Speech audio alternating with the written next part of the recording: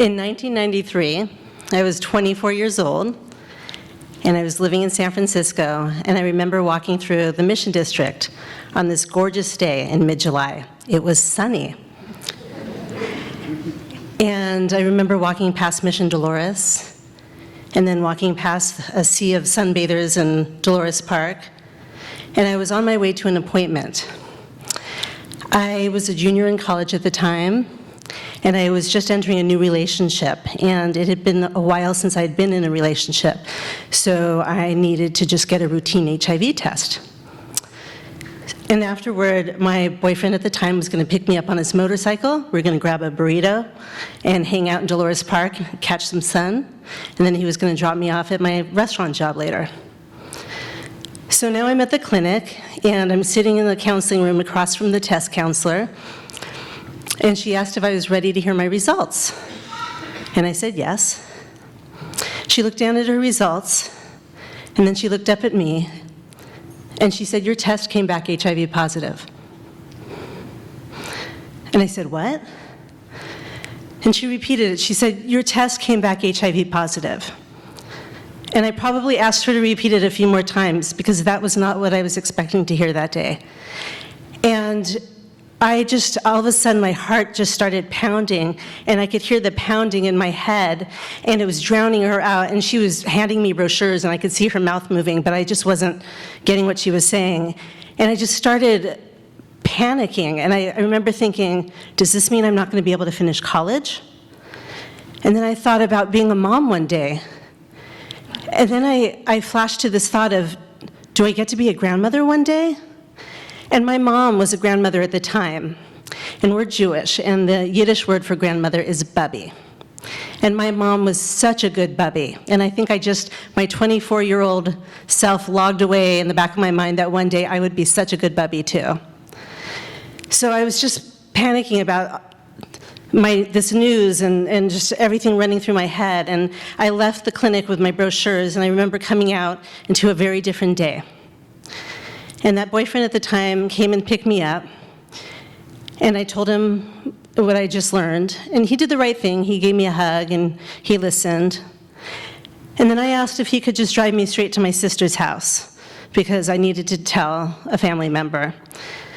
And he did. He dropped me off, and he took off. And now I'm in my sister's living room, and I'm sitting across from her on the couch, and I told her, I said, I just found out that I'm HIV positive. And she started to cry. And that's when I started to cry for the first time that day. It's like she gave me permission.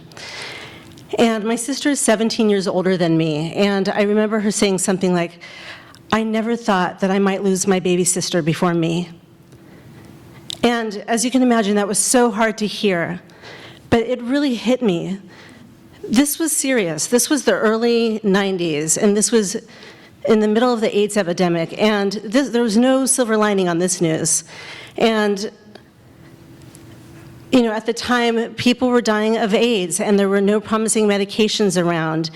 And maybe I had 5 to 10 years left, but I was just dealt a really heavy blow. And then I thought, oh, now I have to deal a heavy blow to my parents. And I didn't want to do that. I didn't want to hurt them. I didn't want to disappoint them and let them down, but I knew I needed their support. So we drove over to my parents' house, and I sat in their living room on the couch. And in tears, I told them my news. And we cried together. And they were amazing in their support. 2 weeks later, I was at my first doctor's appointment, and the doctor was explaining to me that a healthy person has between 600 and 1,500 T cells, and we consider anything below 200 T cells to be an AIDS diagnosis. And just a reminder, T cells are the white blood cells that are the defenders of the immune system, essentially. And she proceeded to tell me that I had 20 T cells. So 2 weeks prior, I'd found out that I was HIV positive. And then that day, I found out that I had AIDS. And I remember I had to sit back on the table, and fortunately, my mom was there holding my hand, and I just had to catch my breath. because I really had been dealt a second blow, where it felt like I had maybe 5 to 10 years left. Suddenly it felt like my future came right up to my face, and it was a much more immediate death sentence. To give you some background, I graduated from high school in San Francisco in the mid-'80s, and I went to a very well-respected public college preparatory high school. And this was in the very beginning of the AIDS crisis. But at the time, it truly felt like, unfortunately, it felt like the gay community was being devastated by AIDS, and it didn't feel like it was hitting the straight community just yet. And as an example, in high school, I didn't receive sex education, but we weren't receiving HIV education yet. I became sexually active shortly after high school, and I was infected by my second sexual partner. It was someone who I met and fell in love with, and I thought I was equipped with enough information to protect myself, and I simply wasn't.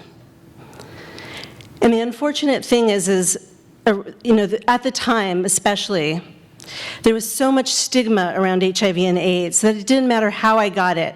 People wanted to lump me into a category. Was I a victim or a pariah? And they just kind of wanted to figure out, how did you get it? Did you get it, were you an addict? Were you gay? Were you promiscuous? Or were you a victim? And I was really none of those things, but it doesn't matter. But I walked out of that appointment that day, it felt like with a scarlet letter of my own to bear. I remember shortly after that, I went to my first acupuncture appointment. And this acupuncturist gave me very sage advice. He said, "You're newly diagnosed, and I would highly recommend that you stay away from headlines right now, HIV and AIDS-related news and statistics." And he said, "Pay attention to how you feel, and do your best to have a positive attitude." And I remember thinking, that's good advice, but how do you have a positive attitude when people are dying left and right of AIDS? And people I had known had already died. I had some friends who were sick, and I had found out that the boyfriend that I was infected by had already died. But I took that advice to heart. It was around that time that I moved back home. My parents invited me to move back home. I had been living with roommates. And I decided to drop out of school because I didn't see the point. And all of my young adult belongings were now in boxes in my parents' basement. And I'm not quite sure if I came home more to die or to hide from the world, because I felt so ashamed. Shortly after that, my parents threw me a 25th birthday party. And in my mind, 25 is not one of those milestone birthdays. But there was a big turnout of friends and family at this party. And for me, it felt more like a farewell party than anything else. I remember going to another doctor at a hospital now, a new doctor, and we were discussing my immune system, and we were discussing how I had a number of symptoms that were common for women with with depressed immune systems. And I had chronic yeast infections, and I had advanced stage HPV, which was precancerous at the time. I was exhausted, completely fatigued, and I had been living with less than 10 T cells at that point for a while. I had 8 at one point, and I called them the Brady Bunch. This doctor took out a graph and basically took out this some statistics, and she showed me where I was on the spectrum. And I was essentially on the death end of the spectrum. And she handed me a durable power of attorney form, and she suggested that I take it home and sign it and fill it out. And I brought that form home, and I got really angry, because I felt like if I sign this form, I'm giving my immune system full permission to just give up. And I was in my mid-20s, and I wanted that life ahead of me. I wanted that future to stretch out. And I wanted at least to graduate from college. I wanted to, have a career and perhaps fall in love and have children one day. So that's when I just I got this Anya fight. I got into this Anya fight mode, and I dug my heels into the ground, and I threw that form away in the garbage. And I just decided to do my best to have a positive attitude. So I started going to acupuncture appointments regularly. I was taking Chinese herbs, and I was taking vitamins. I was doing whatever I could holistically, because like I said, there weren't promising medications around. And It was around, I remember it was around that time that I moved out of the house, finally. I felt ready to move back in with roommates, and I decided to go back to school. And I took school one semester at a time until I graduated. And then promising medication came around. People were talking about combination cocktail therapy. And now I was on 3 medications that I was doing really well on, and my T cells just started shooting up. My immune system started to rebound. I had a spring in my step again. And it was around that time, I remember, that I met this lovely man at Ocean Beach watching the sunset one night. And at the end of our first date, I knew that I needed to disclose my status to him. And I still held that shame, and I felt I wanted to get to know him. I really liked him, and I didn't want to be rejected. I didn't want him to go running in the other direction. What do you say? It's like, I have the fucking plague. But so I took a deep breath, and I told him that I was HIV positive. And he surprised me. He smiled, and he said something like, wow. And he told me how strong he thought I was, and how brave he thought I was for having such a positive attitude living with HIV. And he just wanted to get to know me more. So I proceeded to fall in love hard with this guy, and we got married a year and a half later. We moved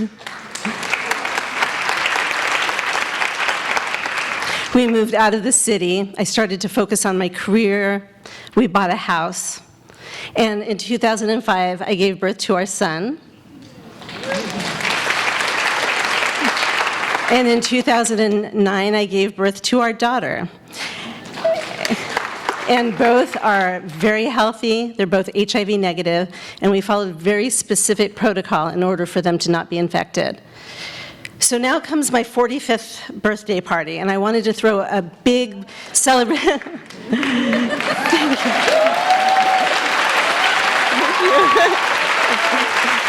Thank you. So I wanted to throw a big celebration of life party, and it was 20 years since that 25th birthday party where it felt like everything was wrapping up for me. So I surrounded myself with friends and family at a very kitschy Mexican restaurant, and I got to wear the sombrero, and they blared really loud birthday music on the jukebox, and it was just a great night filled with positive energy. And at the end of the night, I'm dancing with my daughter in front of the jukebox. We're having a good time. And this older server walks up to me, and he leans in and he says, "That's so lovely that you're dancing with your granddaughter."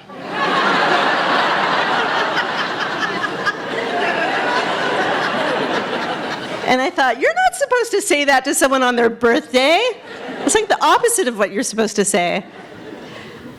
But I very politely explained that this was my daughter. And it took me a few seconds to get over being offended. But I thought to myself, Anya, you have no reason to be offended. You're dancing with your daughter. And then I thought, and one day you might be right back here, actually dancing with your granddaughter. Thank you.